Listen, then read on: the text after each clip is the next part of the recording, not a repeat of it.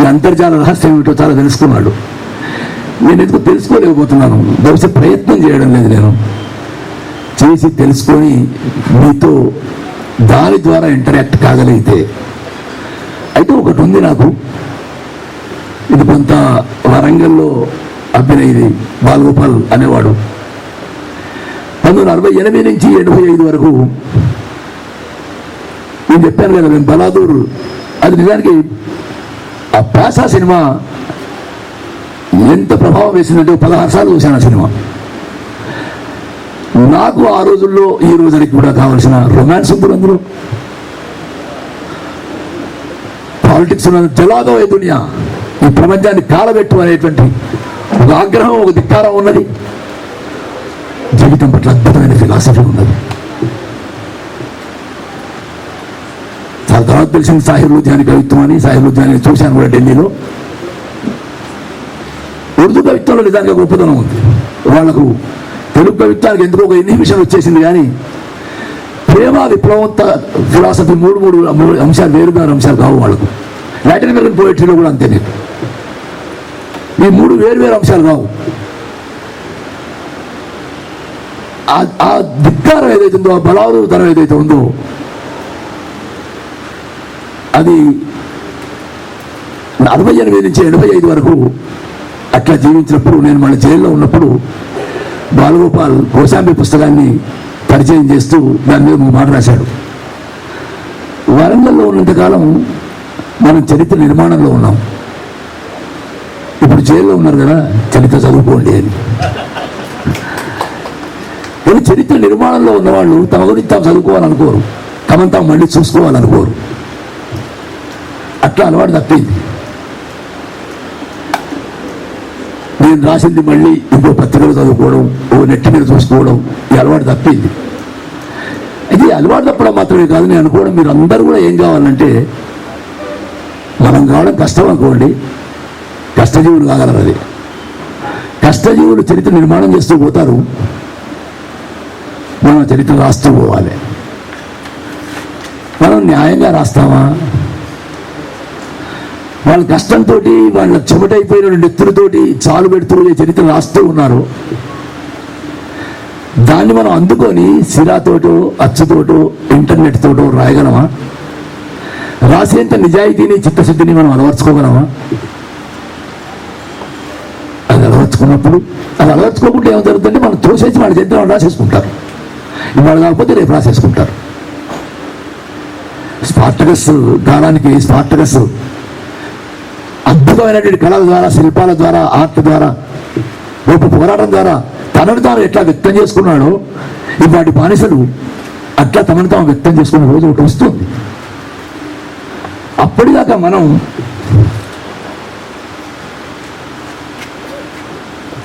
కవులుగా, బుద్ధిజీవులుగా వాళ్ళ అడుగు జాడలను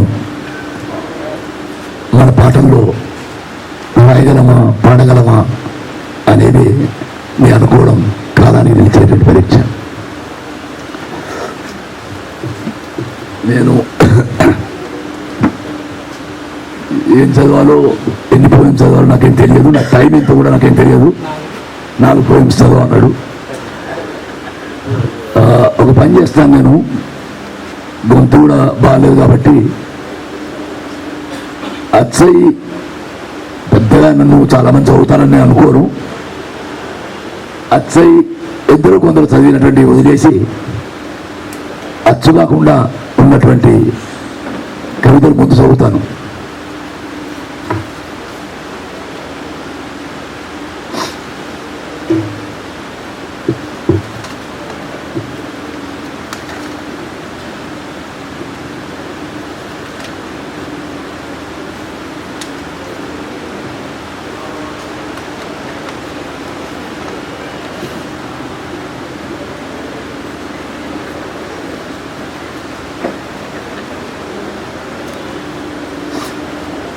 రహస్య ప్రజాస్వామ్యం.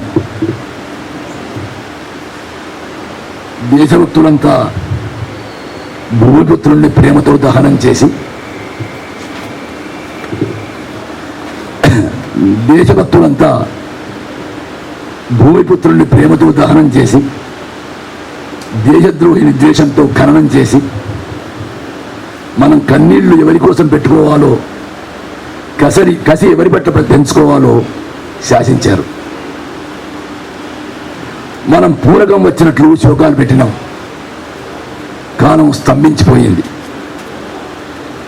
పిచ్చెక్కినట్లు కేరింతలు కొట్టినాం. కాలం కరిగిపోయింది. ఇరుగు పొరుగును ద్వేషించడం మాతృదేశభక్తి అని నేర్చుకున్నాం. మన దుఃఖానికి ఆనందానికి ఆలంబన ఒకటే కదూ, అది స్వార్థం. హింసోన్మాదిని ఉడితీయడానికి మనం ప్రజాస్వామ్యాన్ని ఉన్మాదం చేశాం. అణు విస్ఫోటనము ఒక రహస్య చర్యే. ప్రథమ పౌరుని తిరస్కృతి అంతరహస్య చర్యే. 2 శత్రు ప్రభుత్వాలకు తెలిసిన రహస్యం మిత్రులైన 2 దేశాల ప్రజలకు తెలియదు. ఏ సందర్భంలో రాసిందో మీకు అర్థమయ్యే ఉంటుంది.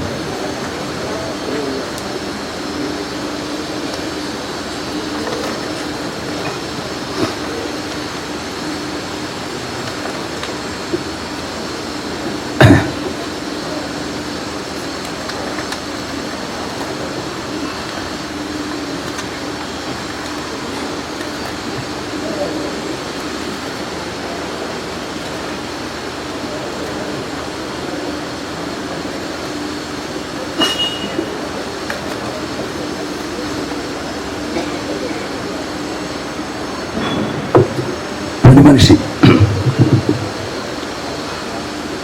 ఒక్కరి కొరకు ఎదురు చూస్తుంటామా? సూర్యోదయానికి బిలబిల చెట్టు మీద వాలే పిట్టల్లా 4 వస్తారు.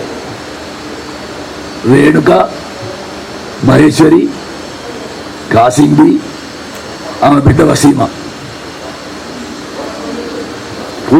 పొద్దు ఎవరి మొహాన పొడిచిందని అప్పుడే అంత అలసల మొహాల మీద ఒకరు చీపురు తీసుకుంటారు, ఒకరు జాలాట్లో బాసిళ్ళ దగ్గరికి పోతారు, ఒకరు వంటింట్లో సింక్ దగ్గరికి. వసివాడని వసీమ బాసిళ్ళ దగ్గర ముచ్చట్లేదు. ఇద్దరే ఉంటుందేమో, ఇన్ని బోర్డు పడతాయి. మాట్లాడే కొలువట ఎప్పటికీ ఎవరు వస్తుంటారు.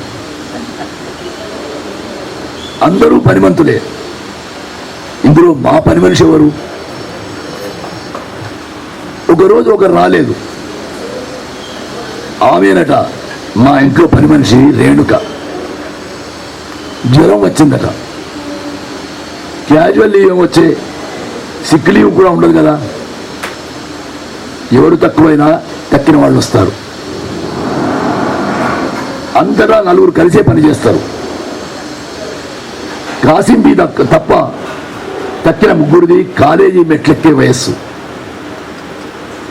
కలలు పంచుకునే స్నేహం. నల్గొండ చౌరస్తాలో కోస్తా బస్సులు దుమ్ము కొట్టుకున్న నల్లవజ్రాల్లా ఉంటారు 4. నా వెనుక నుంచి పత్రికలో బొమ్మలు చూసి చిత్రంగా ఒకరి మొహాలు ఒకరు చూసుకుంటారు. నిన్నటి ముఖ్యమంత్రిని ఇవాటి ముఖ్యమంత్రి అరెస్ట్ చేస్తాడా? పనులు చేయించుకునే వాళ్ళంతా ఒకటే కదా అన్నట్లు వెక్కిరింత వెలుగు కళ్ళల్లో దాచుకుంటుంటారు. గలగల వచ్చి గప్చుపైన రెక్కల తప్పుడు ఏమైందని వెనక్కి తిరుగు చూస్తాను. దొరికిపోయిన తిరుగుబాటుదారుల వలె పసిపిల్లలు, పనిపిల్లలు నా మొహంలోకి చురుక్కున చూసి ఒకరినొకరు తోసుకుంటూ గంతేసి గడప దాటుతారు. అయిపోలేదు. అప్డేట్. కొన్నాళ్ళు పోయాక పక్క ఇంట్లో 10 తులాల బంగారం పోయింది.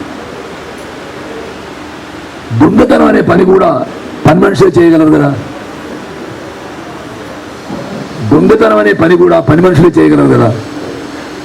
పని పంచుకుంటున్న 4 ఆరోపణలు భరించాలి కదా. స్వాభిమానం గల మా పని మనిషి నేను రానని చెప్పింది. యాజమాన్యం ఐక్యత అదే ఆశించింది. మాకిప్పుడు నలుగురితో కలువని పని మనిషి కావాలి.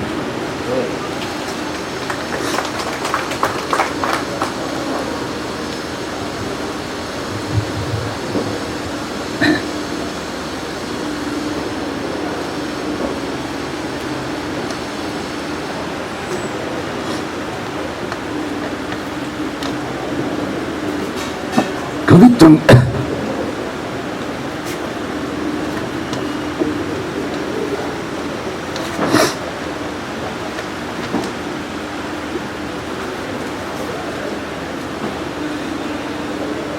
అతడు ఒక మనిషి గురించి మాట్లాడుకుందాం.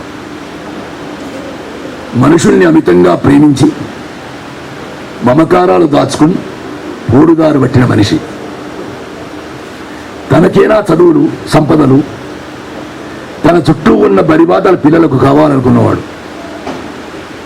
మెతుకులేని పల్లెల్ని తిరుగుతూ చితుకు పోగేసి పోరాట చైతన్యం రగిలించినవాడు. చిరునవ్వులకు సమ్మోహనాస్త్రంగా ధరించి పలకరింపు ఒక బాహువులు సాచిన పరిశ్రమమై ఆవహించి ప్రజల్ని కూడగట్టి తెలంగాణ నుంచి నల్లమల దాకా విప్లవ మాగాణం ఏగిలి చేసినవాడు. స్వేచ్ఛా పిపాసిగా చిరకాలం బందీ అయి బందిఖానా ప్రాణాంతక తంత్రుల నుంచి వసంతగానం ప్రసారం చేసినవాడు. భారత విప్లవానికి కులము పార్లమెంటు పాత కొత్త సవాళ్లని సూచించినవాడు. తన విప్లవాచరణలతో నక్సలిజం సమస్య కాదు పరిష్కారమని అంధదేవతకు కనువిప్పు కలిగించినవాడు. 20 రాజ్యాల భద్రతా నిఘాల చారు చక్షుల నుంచి ఎనడాలు మాటను రవికిరణం వల్ల కొండల్లోకి అదృశ్యమైన వాడు. కృష్ణపట్టి చెంచుల సిగపుపై సర్కారు తుమ్మల్లో ముగిలిపొదల పరిమళాలు చర్చకు పెట్టినవాడు. అతడు మనిషి. మనుషుల్ని భేజాలు లేకుండా నమ్మినవాడు. మనుషుల్ని మనుషులుగా బతికించుకోవాలని మొదలుపడినవాడు. అనుబంధం సంఖ్యలు కాకూడదనుకున్నప్పుడు ప్రేమ కోసం అందుకున్న చెయ్యి వదిలేసి ముందుకే సాగమన్నవాడు. కంట్లో నలుసు కన్నీళ్లతో రాలిపోయినట్లుగా పీడిత మానవాడి పట్ల ప్రేమలో ఆయన పొరుగడిన ముత్యమయ్యాడు. అతని లాంటి వాళ్ళది మనకు అలవాటైన రాజమార్గ సంస్కృతో మార్కెట్ సంస్కృతో కాదు. అది జనపదాల సంస్కృతి, ప్రజాపథం సంస్కృతి. అణు గర్భం ఛేదించి కాదు, చీకటైన అడవిదారిలో మినుగురు రెక్కల వెలుగు పుంతలో మిహిర ధనుర్జతి చేరుకునే సంస్కృతి. జీవితం మీద ప్రేమతో అతడు ఎంచుకున్న జీవితం పురినొట్లో తలదూర్చిన మనిషి సాహసయానంగా మారింది. జీవితం మీద ప్రేమతో అతడు ఎంచుకున్న జీవితం పురినొట్లో తలదూర్చిన మనిషి సాహసయానంగా సాగింది. అతడు ఒక మానవ జ్వాల. ఆదివాసుల ఆకుపచ్చని బతుకులపై కంపెనీల చిచ్చును సెలయేరుల జలపాతమై ఎదుర్కొన్నవాడు. పత్రహరితాన్ని కాటేసిన కోబ్రా ఎన్కౌంటర్లో ఒరిగిన ఆకుపచ్చ చందమామాతడు. ఆయన కంట్లోని సూర్యునిపై శత్రువు బుల్లెట్ గురిపెట్టాడు. చూశారు కదూ. గ్రీన్లాండ్ను ఎదుర్కొనే ఆయుధం ఎత్తిన బుధంలోంచి గుండు దూసుకుపోయి కదా అతడు నెలకొరిగాడు. రాజ్యం అతని తల మీద వెల ప్రకటించకముందే అతడు నుదుటి మీద మరణశాసనం రాసుకుని మరీ వర్గ యుద్ధంలో దూకాడు. అతడు భగత్ సింగ్ వారసుడు. చిరునవ్వును, పలకరింపును, ప్రేమను, ప్రజాయుద్ధాన్ని మనకు జెండాగా అందించిపోయాడు. ఇది ఒక్క శాతము అప్పారావు మాత్రమే కాదు, విప్లవంలో ప్రాణాలు వదులుతున్న అందరి గురించి రాజకీయ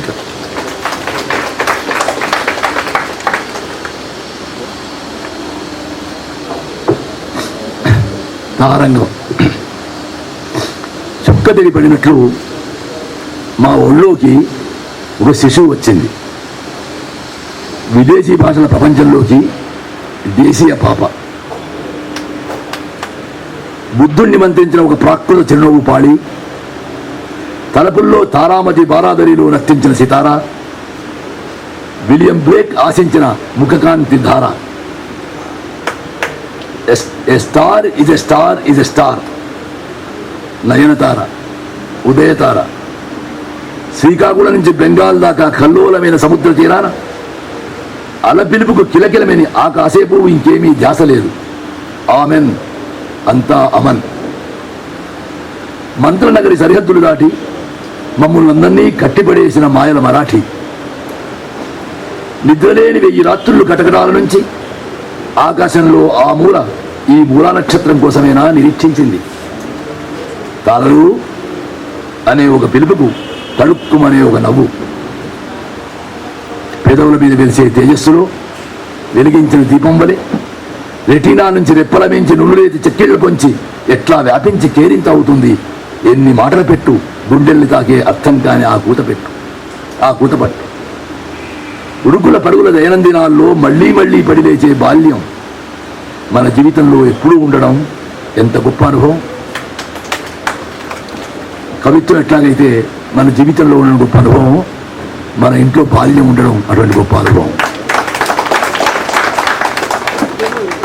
మా మనవరాలు తార ఇందులో చెప్పినట్టే ఎక్కడి నుంచి వచ్చి మా ఒళ్ళో పడ్డదాని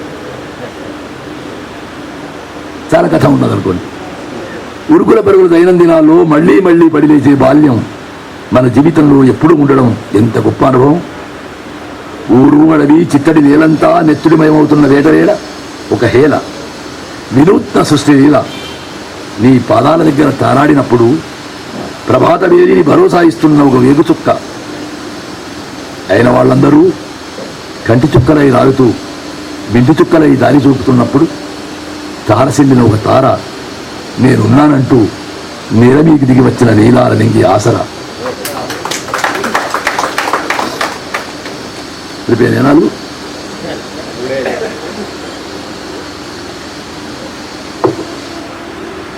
ఇంకా నలుగురు చదవాలి కదా. ఏ అగు ఇంకొకటి చదవనా?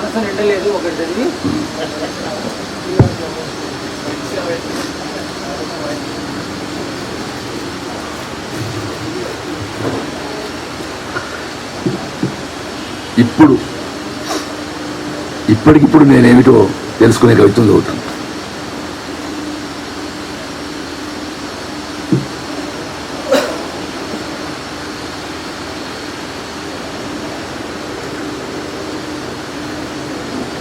పెద్ద కవిత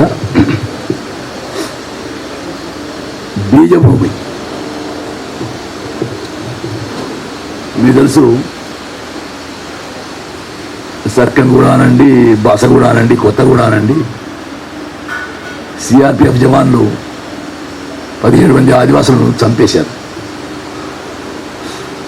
ఆంధ్ర ఇంటెలిజెన్స్ వాళ్ళు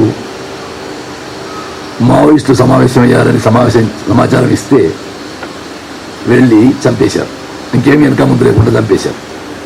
ఇలా పసిపిల్లలు ఉన్నారు, స్త్రీలు ఉన్నారు, వాళ్ళు సమావేశమయ్యారు.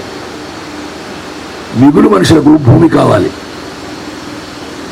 కాలుని తలదాచుకోవడానికి, సాలు పెట్టి దున్నుకోవడానికి చారుడు బారుడు నేల. దారి తప్పి ప్రలోభపడి భయపడి తమ కంట్లో తామే వేరుదూర్చే చావు తప్పి తిరిగొచ్చిన తమ సంతానం సాలాజుడం చల్లారిన విద్వేషాలకు భూమి పంచాలి. ముందు పేగుబంధం తల్లిదండ్రుల తరంతో వర్గబంధం కొత్త తరం భావాలు పంచుకోవాలి. మిగులు మనుషులకు భూమి పంచాలి. అడవి తల్లి ఒడు నుంచి విడగొట్టబడి బేస్ క్యాంపులో బానిస గొలుసులు తెంచుకొని పారిపోయి బతుకు చెడిన ప్రవాసులు తిరిగొచ్చారు. తమ మూలాలు వెతుక్కుంటూ తమ సమూహంలోకి వచ్చారు. భద్రాచలం నుంచి ఏటూరి నాగారం దాకా గోదావరి పొడవున కాంతిశీకులై బతికిన ఆదివాసులు శాంతి జులుం చల్లారి జనతన సర్కార్ చల్లని ఒడి పిలుస్తున్నదని తిరిగొచ్చారు. చావో రేవో మళ్లీ తమ గడ్డ మీదనే తేల్చుకుందామని తిరిగొచ్చారు. వానాకాలం వచ్చింది కదా, వాళ్లకు భూమి కావాలి. తల్లిఒడి 4 పిల్లల్ని పంచుకోవాలి. తల్లిఒడి 4 పిల్లలు పంచుకోవాలి. కష్టం చేసి బతకడానికి వచ్చిన కంటి పాపలు కళ్ళ ముందు బతకాలి కదా.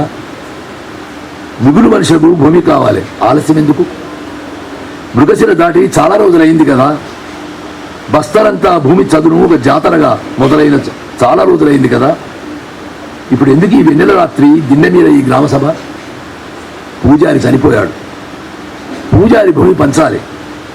మిగులు భూమికి తగిన మనిషి కావాలి. మన భూమే కదా, మనందరికీ చెందేలా మళ్ళీ మళ్ళీ పంచుకుందాం.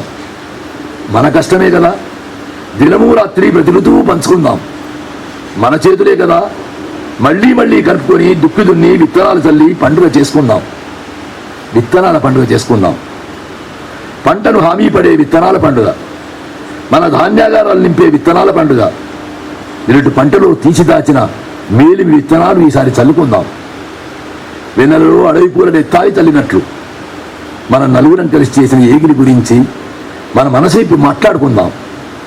పుత్తడి బొమ్మల పూర్ణమ్మల గురించి ఎన్ని కథలు, శ్రీకాకుళం నిర్మలలో తెలిసిన కథలు, మానుకోట స్నేహలతలు, రజితలు, విజేతలు, పరాజితుల కథలు, వివస్త్రలను చేసి పత్తిపూడు చేసి మాంచా నెత్తుళ్ళు దాగిన అమాంస గాథలు, తన స్వేచ్ఛా ప్రేమలు వెతుక్కుంటూ ఇల్లొదిలి విప్లవోడిలో చేరిన రాఘవుల కథలు, వీరోచిత రణితల కథలు, కుమ్మిలీల కథలు.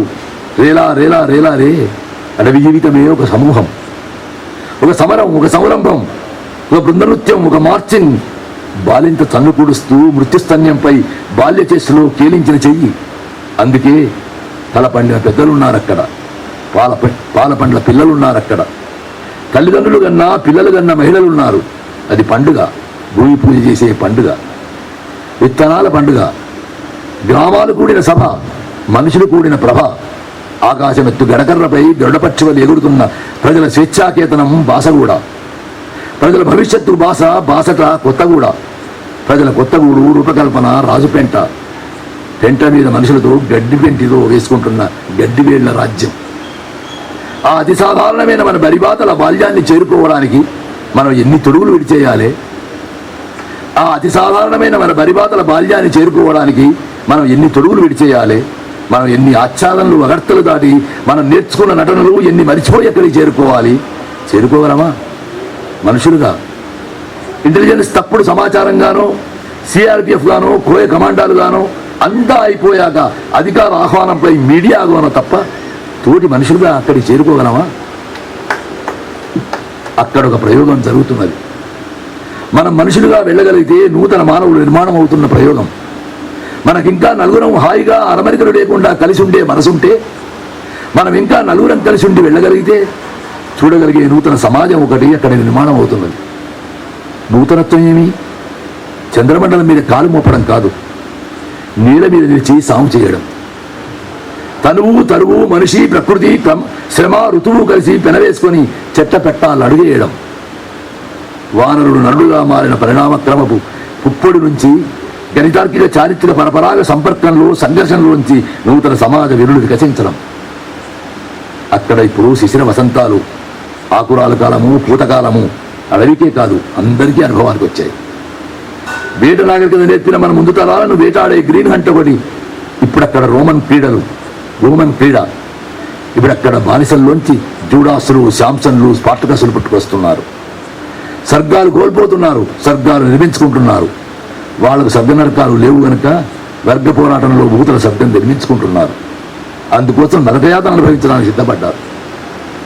వాళ్ళని మనం ఏమడుగుతున్నారు? ఇందిరా ఆవాసాలు అడగడం లేదు, గాంధీ ఉపాధులు అడగడం లేదు, రాజీవ్ రహదారులు అడగడం లేదు, సోనియా సోపానాలు అడగడం లేదు. చీమలు పెట్టుకుంటున్న పుట్టల్లో పాములు వేలు పెట్టొద్దంటున్నారు అంతే. చీమలు పెట్టుకుంటున్న పుట్టల్లో పాములు వేలు పెట్టొద్దంటున్నారు అంతే. వలసపాలను మన నెత్తిన రుద్దిన రెవెన్యూ, అటవీ, పోలీస్ చట్టాలు అడవిలోకి అడుగు పెట్టొద్దంటున్నారు అంతే. చింతన్లాల్లో సిఆర్పిఎఫ్ను ఎందుకు చంపారని అడిగేవాళ్ళు చింతన్లాల్కు సిఆర్పిఎఫ్ ఎందుకు వచ్చిందో అడగమంటున్నారు. నా పుట్టలో వేలు పెడితే నేను పుట్టలా అనే చీమ జ్ఞానం పాములకు ఎట్లాగూ పడదు. కానీ పామర జ్ఞానం కోల్పోయిన పండిత చర్చ మానవతావాద రహస్యమే. పండిత చర్చ మానవతావాదమే సమస్య. ఇద్దరి మధ్య నలుగుతున్నది చర్చే కానీ ఆదివాసులు కాదు. ఆదివాసులు తేల్చుకుంటున్నారు. జల్ జంగల్ జమీన్ అంటే రాజ్యాంగ భద్రత కాదు, హామీలు కాదు, పేసాలు కాదు, ప్రభుత్వాల భాషలు కాదు, జనతన సర్కారులను కాపాడుకోవడం అని భాష కూడా మరోసారి భాష చేసి చెప్పింది. 30 ఏళ్లు నడిచి వచ్చిన మార్గం. పడుతూ ముడేస్తూ చస్తూ బతుకుతూ పోరాట పాఠాలు వంటబట్టి బతుకుతూ చావడం కన్నా చచ్చి బతకడం మానుషత్వం అని తెలుసుకుంటూ నడిచి వచ్చిన బాట. ముళ్లతో, రాళ్లతో, నెత్తుడితో నిండిన బాట. నిన్న అది కాదా? ఇవాళ అదే. నిన్న ఆకలి ఉంది, రోగం ఉంది, చావు ఉంది, పిడికెడు మాంసం, పురుషుడు నెత్తులు లేని శరీరాలు, శిశు మరణాలు, మలేరియా, డయేరియా చావులు. నిన్న దోమలు ముసిరినట్లు ఇవాళ అత్త సైనిక బలగాలు. ముసురుకొని రావచ్చు కానీ కష్టాలు, నష్టాలు, మరణాలు, బలవర మరణాలు కొత్త కాదు. వేటకాలం నుంచి పోరుకాలం దాకా పోరాటము కొత్త కాదు. నూతన ప్రజాస్వామిక విప్లవం కొత్త. పోడు నుంచి వ్యవసాయ విప్లవ మార్గం కొత్త. ప్రకృతి మీదనే కాదు, ప్రజల శక్తి మీద విశ్వాసం పెరగడం కొత్త. మా శక్తి మేము తెలుసుకోవడం కొత్త. పెత్తందారుల పీతమణిచినట్లే పెట్టుబడి అడుగు పెట్టకుండా అడ్డుకోవడం ఇవాళ మా కర్తవ్యం. ఇవాళ మేము అడవి తల్లి బిడ్డలం మాత్రమే కాదు, భూసంతతికి పశుసంతతి వృద్ధి అయినట్లుగా మా అందరికీ చెందిన భూమి మా స్వాధీనంలో ఉంది, మా అనుభవంలో ఉంది, మా సేద్యంలో ఉంది, మా సమష్టి అధికారంలో ఉంది. పారుతున్న నదులు, సెలయర్లు మళ్లించి మేము నీళ్లు నిర్మించాం. ప్రవాహాలను చెరువులు, కుంటలుగా మలిచాం. నిల్వ నీళ్లను ప్రవాహంగా పరిగెత్తించాం. ఆకాశమంత నీళ్ళ కింద, అడగంత నీళ్ళ మీద మా బతుకుల్ని మేము తీర్చిదిద్దుకునే మంత్రదండం ఏదో మాకు దొరికింది.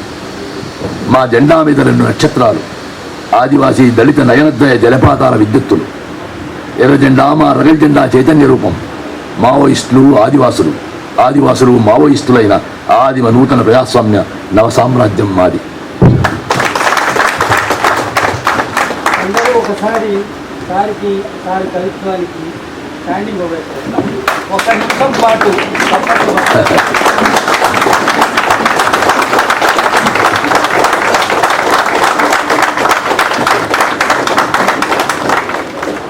జై హో.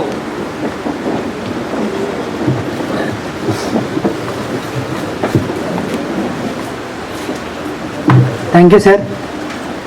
రేలా రేలా రేలా రే కవి జీవితం ఒక సమూహం అంటే ఇప్పటి మిమ్మల్ని ఇప్పుడే చూస్తున్నట్టుంది సార్. మీరు తప్పిపోయిందన్న శిశువు మళ్ళీ మీ ఒడిలోనే ఉన్నట్టు అనిపిస్తుంది. ముక్కలు ముక్కలైన హృదయాన్ని మళ్ళీ పోగేసి ఒక హృదయాన్ని ఆవిష్కరించడం సాధ్యమా అని మీరు ప్రశ్నేశారు. మీ కవిత్వం వింటుంటే అది కూడా సాధ్యం అనిపిస్తుంది. ఇక్కడ ఉన్న వాళ్ళ నిశ్శబ్దం చూస్తుంటే గ్లోబల్ సంగ్రమానికి తీసుకుపోవడం కూడా సాధ్యమని అనిపిస్తుంది సార్. ఆర్ద్రంగా, భావస్ఫూరకంగా, మానవీయంగా వినబడిన మీ కవిత్వానికి దండాలు. కవిత్వాన్ని మించిన జీవితం వైపుకు తీసుకుపోయేదిగా కవిత్వం ఉండాలన్న మీ మాటని, ఈ గాలితోనే ప్రయాణం చేసి వేళ్ళని చేరుకోగలమా అన్న మీ ప్రశ్నని, కాగితం మీద అక్షరానికి కవి నిలబడాలి అన్న మీ సిద్ధాంతాన్ని తప్పక గుర్తుపెట్టుకుంటామని మాటిస్తున్నాం సార్. తర్వాత భారతీయ విద్యా సంస్థల చైర్మన్ వేణుగోపాల్ రెడ్డి గారిని వచ్చి కవి సంగమం కవితా సంకలనం తొలి ప్రతిని అందుకోవాల్సిందిగా కోరుతున్నాం. వేణుగోపాల్ రెడ్డి గారు సార్ లేరా?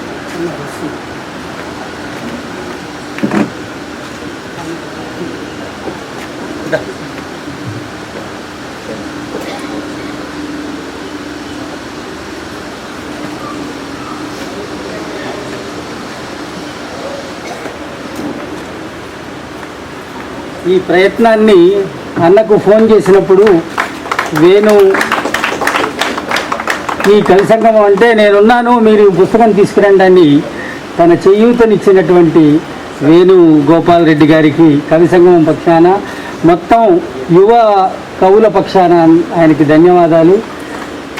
వేణుగోపాల్ రెడ్డి నాకు మంచి మిత్రుడు. నా యూనివర్సిటీ రోజుల నుంచి ఒక ఫోనులో అన్న ఇలా అంటే ఓకే క్యారీ ఆన్ అన్నాడు. Wonderful friend. కవి సంగమానికి ఇలా వేణున్న ఇలా చేసినందుకు. తర్వాత వివి సారు ఆ తెలుగుప్రతిని అందించడం, నా మిత్రుడికి అందించడం అనేది నాకు కూడా గర్వంగా ఉంది ఇక్కడ శివారెడ్డి సార్ సమక్షంలో. Thank you sir. తర్వాత ఈ పుస్తకం 150 రూపాయలు పెట్టాము, కానీ మనం లామకాన్లో ఎప్పుడు జరిగినా 100 రూపాయలకే ఇక్కడ పుస్తకం దొరుకుతుంది. 100 రూపాయలకే ఒక పుస్తకం కాదు, పుస్తకాల్ని పంచండి, కవిత్వాన్ని పంచాలి. 100 రూపాయల పుస్తకం కాబట్టి ఎక్కువ పుస్తకాలు కొనండి.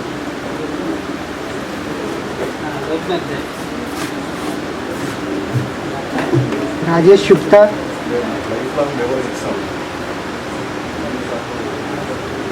తర్వాత కవి సంగమం వెబ్ పత్రికని ఆవిష్కరించాల్సిందిగా మా పెద్దన్న నవదూరు మూర్తి గారిని కోరుతున్నాం. రాజేష్ గుప్తాని అసిస్ట్ చేయాల్సిందిగా విన్నవిస్తున్నాను. నవదూరు మూర్తి గారు తమ అనువాదాలతోనూ ఆత్మీయమైన స్పందనలతోనూ కవిత్వాన్ని ధ్యానిస్తూ ఎప్పటికప్పుడు కవి సంగమం సభ్యుల్లో కవిత్వ స్ఫూర్తిని రగిలించే మా సారు. ప్రారంభం నుండి మాకు మార్గదర్శిగా ఉన్నవాడు. ఎప్పుడైనా పిల్లలు ధ్యాస తప్పినట్లు అనిపిస్తే కవిత్వానికి సంబంధించిన విషయాలు చెప్పి తప్పిపోయిన బడిని ఇంటికి తీసుకొచ్చి పిల్లల ముందు బుద్ధిగా కూర్చోబెట్టే మా మాస్టారు చాలా దూరం నుంచి మా దగ్గరికి రావడం చాలా సంతోషంగా ఉంది.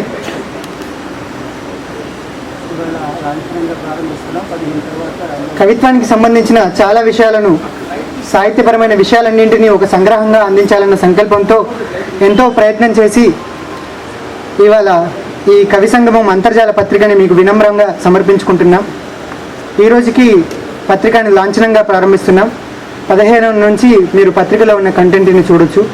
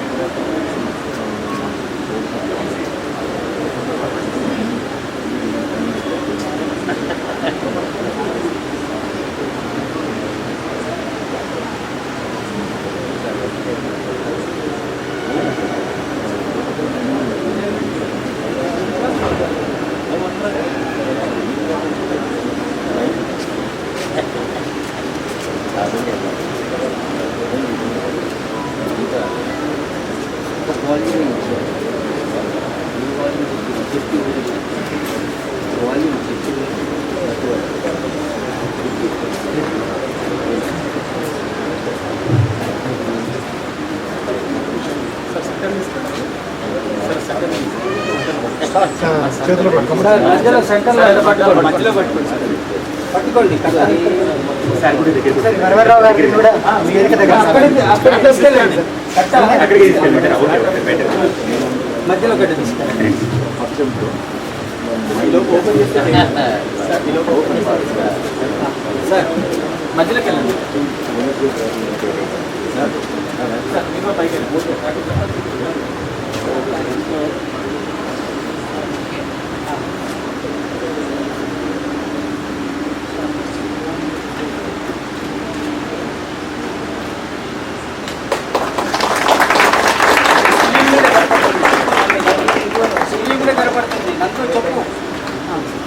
స్క్రీన్ మీద అంతర్జాల పత్రిక లేఅవుట్ని మీరు చూడొచ్చు.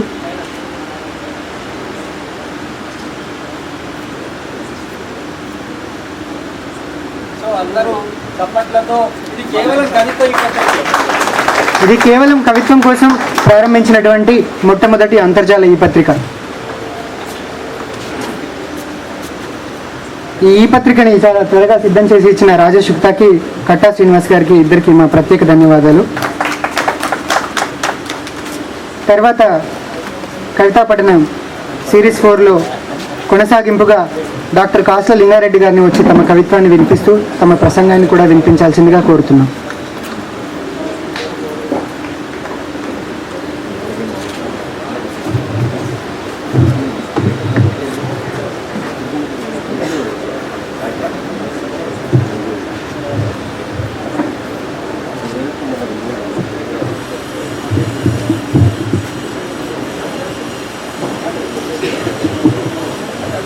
వేదిక మీది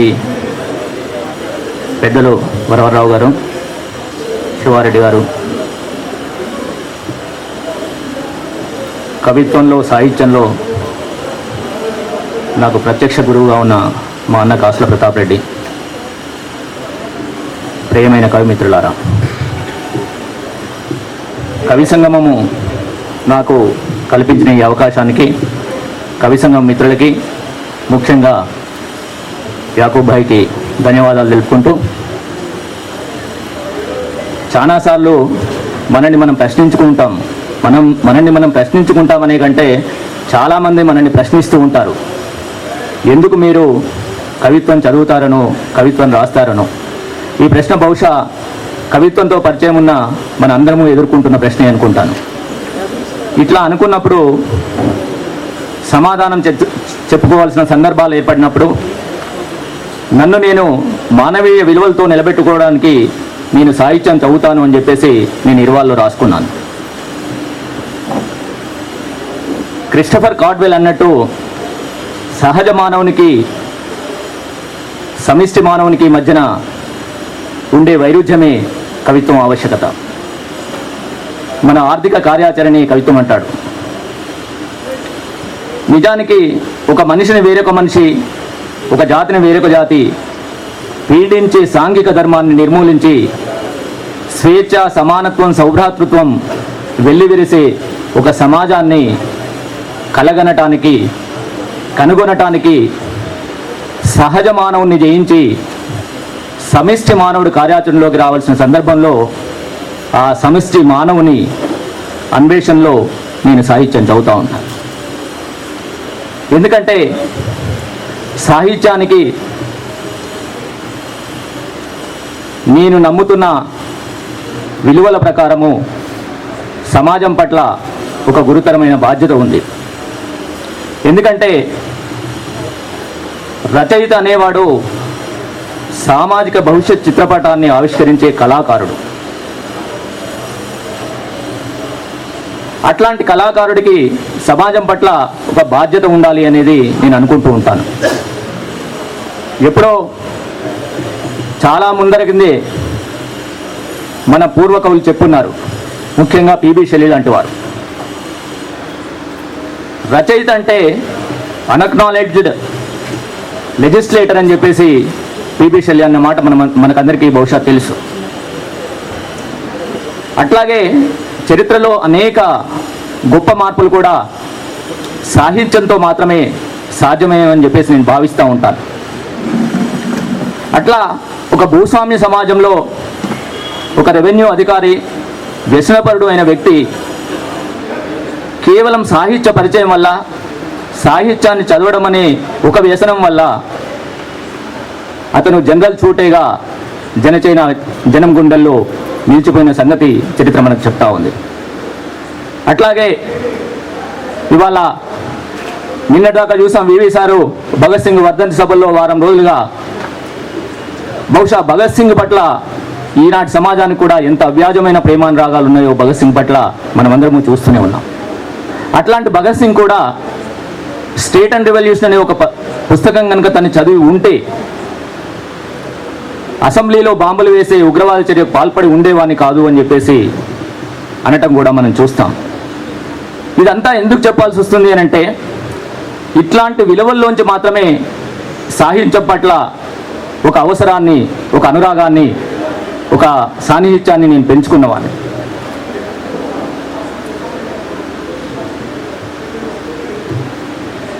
కుటుంబంలో అప్పటికే సాహిత్య పరిచయం లేని సందర్భంలో నల్గొండ జిల్లాలోని బొందుగుల ఒక చిన్న మారుమూలు గ్రామంలో 7వ తరగతి వరకు చదువుతున్నప్పుడు బహుశా ప్రశ్నలు చాలా వచ్చేటివి, సమాధానాలు ఎక్కడి నుంచి రాబట్టాలో అర్థమయ్యేది కాదు. సాధారణ మధ్యతరగతి రైతు కుటుంబంలో ఎంత శ్రమ చేసినా కూడా ఇంటిల్లిపాది కడుపు నిండని పరిస్థితి ఎందుకుందో అర్థమయ్యేది కాదు.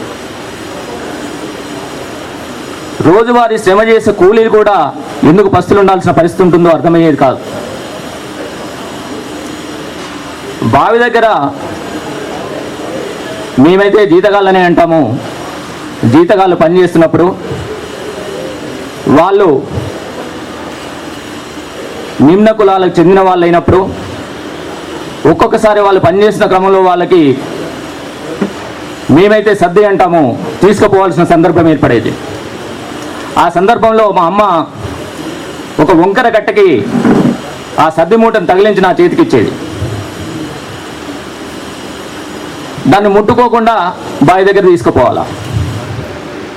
ఆ ముట్టుకోకుండా తీసుకుపోవాల్సిన అవసరం ఏంటో కూడా ఆ వయసులో అర్థమయ్యేది కాదు. బహుశా నేను ఎవరినైనా అడిగానో లేదో గుర్తులేదు, నాకు మాత్రం సమాధానం రాలేదు.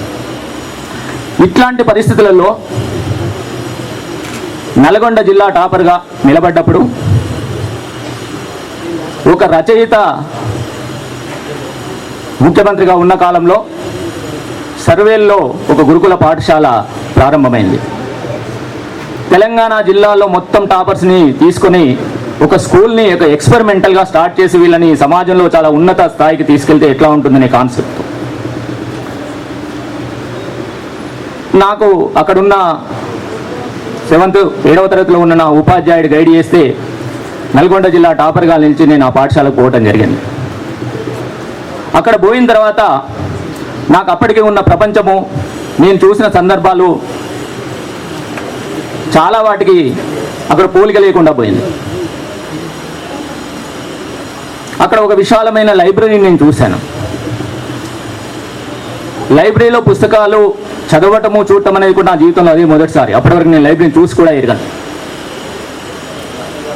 ఆ సందర్భంలో గబన్ అనే ఒక ప్రేమచంద్ నవల, చాలా పెద్ద పుస్తకము, దాదాపుగా 400 పేజీలు అట్లా ఉండుంటుంది, ఇప్పటికి సరిగా గుర్తులేదు. ఆ నవల చదివినప్పుడు ఏవేవైతే ప్రశ్నలు అప్పటిదాకా నాలో పేర్కొని పోయినాయో ఆ ప్రశ్నలకు చాలా వాటికి గబన్ నవలలో సమాధానాలు దొరికాయి.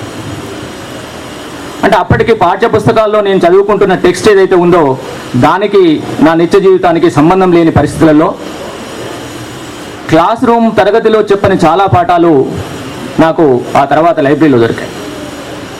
అట్లా గబన్ కావచ్చు, శరత్ సాహిత్యం కావచ్చు, దేవదాస్ కావచ్చు, నీబాంచన్ కాల్ముక్త, సంగం చెక్కిన శిల్పాలు, బలిపీఠం, పెంగుటులు, ఇట్లా అనేక రకమైన నవళ్ళు నేను 8, 9, 10 తరగతిలో చదువుకున్నాను. ఈ చదువుకుని బయటకు వచ్చే నాటికి మా అన్న కాసుల ప్రతాప్ రెడ్డి తన ఇంటర్మీడియట్ పూర్తి చేసి, నేను ఇప్పుడే శివారెడ్డి సార్తో అంటున్నా, భారమితి, నా దేశం నా ప్రజలు లాంటి పుస్తకాలు పట్టుకొని వచ్చాడు ఇంటికి. నా కవిత్వం అంటే అప్పటికి తెలియదు.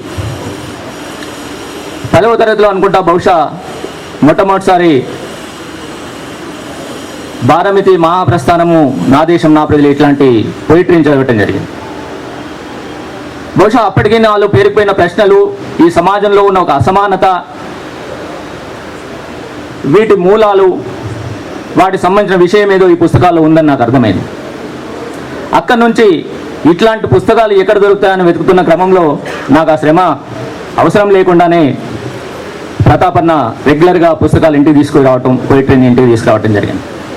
అట్లా చదివిన పోయిటరీలోంచే భారమితి, నా దేశం నా ప్రజలు, ఆగమగీతి, మైదానం, ప్రేమలేఖలు, మరీచిక, కాలాతీత వ్యక్తులు, రాజు మహిషి, శిలాలోలిత, ఇట్లాంటి అనేక పుస్తకాలు నన్ను ప్రభావితం చేస్తాయి.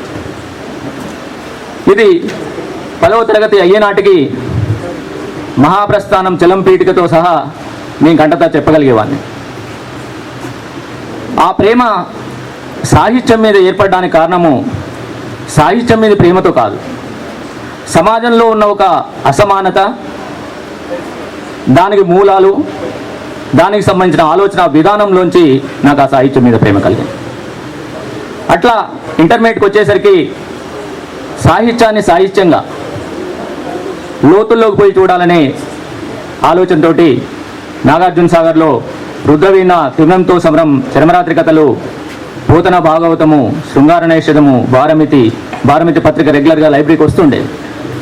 అట్లా సాహిత్యంతో ఒక అనుబంధము.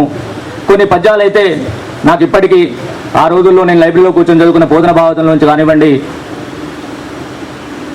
అనేక పుస్తకాల నుంచి నాకు ఆ పద్యాలు ఇవ్వాలని కూడా గుర్తున్నాయి. ఆ కాలంలోనే వేదుల సత్యనారాయణ శాస్త్రి రాసిన దీపాల నాటి మీద పోయము నన్ను ఎందుకో బాగా ప్రభావితం చేసింది. నేను ఒక్కండనే ఈ శూన్య నిలయమందు అతడు పడిపోయి మరణ వాద్యములట్లు గుండెలు కొట్టుకుని ఏడ్చుకొనుచునుంటి, నా వలనే పాడుకొను చిమ్మటలారా మీరే నాకు సగులు అని చెప్పేసి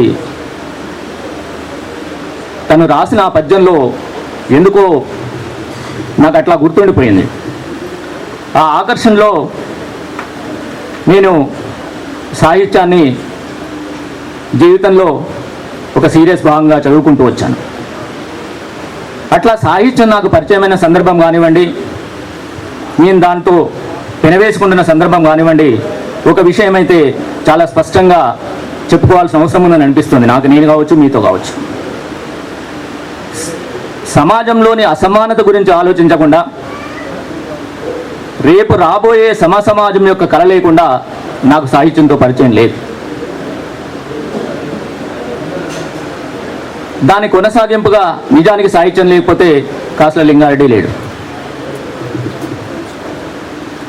ఇట్లాంటి సందర్భంలోనే కవిత్వం మీద నాకు కలిగిన ప్రేమని, ఎందుకు నాకు కవిత్వం అవసరమైంది అనేది కవిత్వంలోనే చెప్పుకున్నాను. ఎన్నాద్రి, కవితా శీర్షిక ఎన్నాద్రి.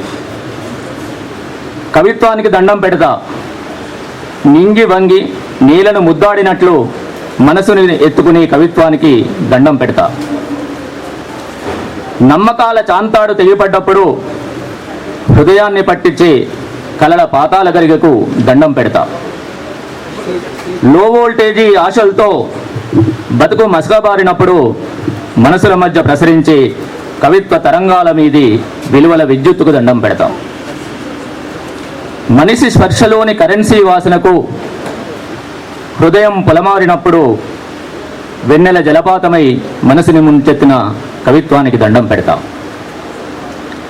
నాలో సగం నా అభిప్రాయాల దువ్వెన్లు పట్టి రెక్కలు విరుస్తున్నప్పుడు నన్ను తన గర్భసంచిలో పొదుపుకుని విశ్వాసపు ఆక్సిజన్ ఇస్తున్న కవిత్వానికి దండం పెడతా.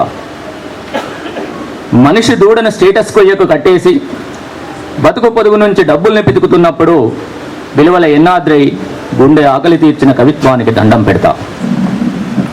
ఎడారి బతుకులో ఆశల నారుమడి ఎండి నెర్రబారినప్పుడు గుండె చెరువు నిండి కన్నీటి అలుగుదొంకిన కవిత్వానికి దండం పెడతా. ఆత్మల్ని అగ్నితో కడుక్కోలేనివాడు అగ్ని సాక్షిగా తాడు బంధాల్ని పేనుతాడు. సమస్త బంధాల్ని తన జ్వాలల్లో నిగ్గు తీసిన కవిత్వానికి దండం పెడతా. ఇది స్థూలంగా కవిత్వంతో నాకున్న అనుబంధము, నా ప్రేమ. అట్లా కవిత్వంతో ఉన్న అనుబంధంతోనే అనేక సామాజిక సమస్యల్ని, అవి ఇంకా మాట్లాడకుండా ఉండలేని స్థితి ఏర్పడ్డప్పుడు కవిత్వాన్ని ఆలంబన చేసుకొని ఆ సమస్యలు కావచ్చు, ఆ సమస్యలకి నా దగ్గర ఉన్న పరిష్కారం యొక్క ఆలోచన కావచ్చు, నలుగురితో పంచుకోవడానికి నేను కవిత్వం రాశాను.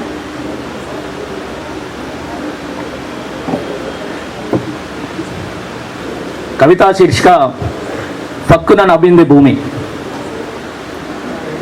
కోట్ల సంవత్సరాల కాలం పొడుగున ఎంతమంది నాదానివన్నారని, ఎంతమంది స్వాధీనం చేసుకుందామని తాపత్రయపడ్డారని, ఆకుపచ్చ చీరగట్టి అంబరాన్ని తాకి సంతోషమై నర్తించినప్పుడు గోధుమ వర్ణ దేహార్ణవంతో గోధూలి వేల చిలిపి సింగారమైనప్పుడు దిగంతాల అంచుల్లో నింగిని దింపి గాఢ చుమ్మనమైనప్పుడు స్వాయత్తం చేసుకోవాలని ఎంతమంది టేపులు కదిపారని, ఎంతమంది ఉన్మత్త ధనాదములు ముళ్ళ కంచెల బాహులు సాచి గాఢ పరిష్వంగ రజుద్రేకులయ్యారని, విశ్వమానవాళికి పాలుకొడిపే కామధేనువు కదా భూమంటే, చెరెట్లా పడతారా, చేతులెట్లా వస్తాయిరా,